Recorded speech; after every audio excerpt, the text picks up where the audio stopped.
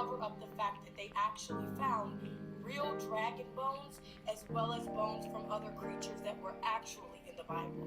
Because every dinosaur bone that you see on display is in fact fake, as real dinosaur bones cannot be put on display because they are immensely radioactive.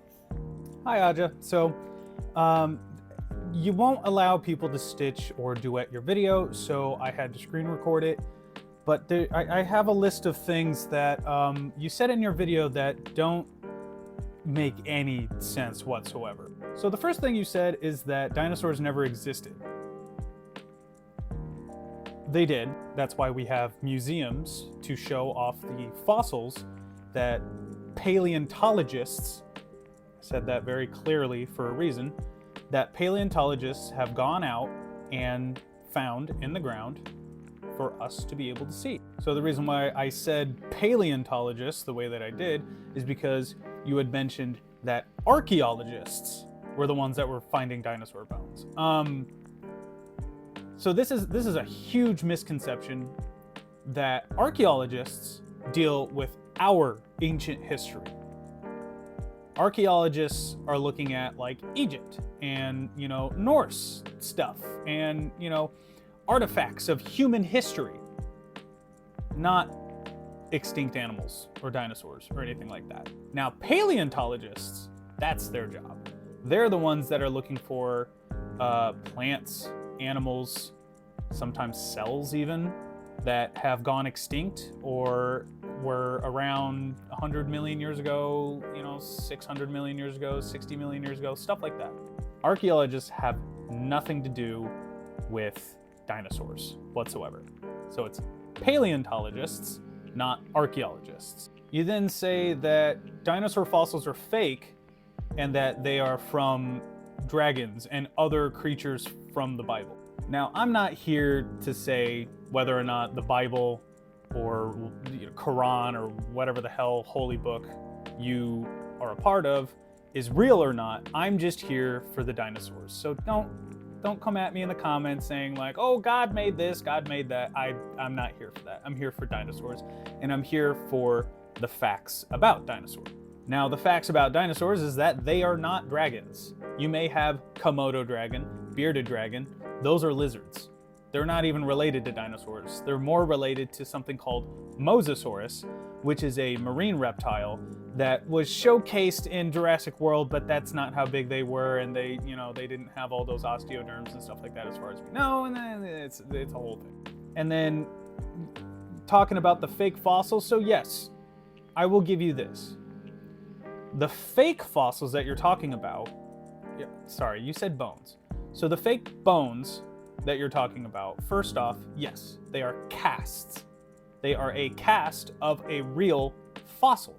Now, fossilization seems to be something that you're not exactly used to, so I'll kind of explain it a little bit, very, very briefly. So an animal will die, let's say it dies in the water. It's kind of a good place for things to die because then sediments get covered over that dead body and are able to preserve those bones. The bones are then replaced. The calcium is replaced with sediments that the bones were laying in. Now, this takes a long time, and I'm pretty sure you're a person that doesn't believe in that. When it's not a belief, it's just kind of what we know, but that's okay. That's just how fossilization works. And then when it gets brought back up into, where we're at, we dig down far enough and it's up there and we see it, and there you go. We're able to get those bones out, but they are fossils. They are no longer bones. And there are actually some real fossils on display for people to see. They are real. They are from the ground. A couple really good examples are a Borrelia pelta, which is a relative of Ankylosaurus, but it's from the family Nodosaurus, which means that it doesn't have that big club tail. It was found perfect. The upper half was found with fossilized skin, fossilized eyelids, and it barely had any actual bones to differentiate what this animal was. And the paleontologists were actually really confused because they're used to bones. They're not used to finding fossilized skin and, fossilized keratin and stuff, which is what your fingernails are made out of. Sue, the Tyrannosaurus Rex, was 90% complete while it was in the ground. It only was missing a few toe bones, a few vertebrae, a few ribs, and that's about it. The skull is real, but it's encased in glass next to the display.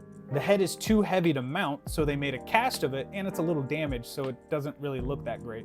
So they made a cast, they kind of shaped it up to fit what it actually looked like when it was alive, and they prop it up on the rest of the actual real fossils. The next thing you said is that they are immensely radioactive. Kind of. It just depends on where they were. But most fossils, rocks, stuff like that are radioactive. You deal with radioactive material all the time when you're walking around outside. The sun is radioactive. So that's not the reason why they don't show them off in museums, because they actually do show them off in museums. Then you kind of mentioned that because dinosaurs were discovered and named in the 1800s, that because they were named, that means that they weren't real. So because somebody named a tiger, I guess tigers aren't real, right? Because somebody named you, I guess you're not real, right? Doesn't make any sense. You brought up archaeologists again, it's paleontologists, and then you start talking about the Bible, so I guess we'll get into that. And as I said before, I guess you don't really understand paleontology as a whole, but early paleontology, we were just discovering stuff. We didn't know what it was yet. We had to put a name, we had to put a label on it, because that helps our human brains when we're talking about stuff, like an iPhone or an Android phone. We're just putting a label on it. And that helps people categorize certain things. So we'll go from like birds and mammals and reptiles and stuff like that. Dinosaurs is the same thing. We were just giving something that we discovered that we were like, this doesn't really fit with any of the other animals that we know of today, so this must be something new. So we gave it a name, dinosaur. Terrible lizard, not like bad, but just like awe-inspiring. Great lizard, which they're not lizards. They're dinosaurs. This is a different thing. Then you mentioned iguanodon. Now, iguanodon was named after its teeth, not its spine. You had mentioned that it was the spine that it was named after. So they named it after the teeth because the teeth looked like iguana teeth. So they named it iguanodon, which is literally what the name means. Iguana tooth, don, tooth. That's what it means. Then you start spouting about some kind of mythological creature with the head of a crocodile, 12 wings, feet and tail of a lion, and it was purple like a rainbow. Now, I'm not going to go off and tell you that I know anything about this creature because you say it was in the Bible and it has this specific name or whatever, but no creature has 12 wings. You know, that what you're talking about is something called a chimera. See, another name that we have given something to just give it a name. A chimera is an amalgamation of different animals together. And you mentioned the feet and tail of a lion. Well, that's a mammal, and dinosaurs are reptiles, so that doesn't fit at all. And then you mentioned wings. Now, the only wings that dinosaurs had were of those of dromaeosaurs like Velociraptor, or even ornithomimids like Gallimimus. These dinosaurs were discovered, at least some of their cousins and stuff like that. That's how we were able to piece together if these ones that we do know that we don't have evidence of feathers to know if they had feathers. If their family members have feathers, they most likely had feathers, and they couldn't fly. They were more for display, they were more for cooling down, they were more for protection, and had a lot of different other uses, but they couldn't fly. But they did have feathers, and they had two. That was it. 2 wings. I'm not even going to mention the purple of a rainbow. Like, a rainbow is a rainbow. Purple is a specific color in the rainbow, but I don't know, maybe you just misspoke. Then you start talking about phoenixes, and as far as I know, phoenixes are flaming eagles or hawks or stuff like that, and then you say that that is basically a pterodactyl. That's what people are describing as a pterodactyl, which is not true.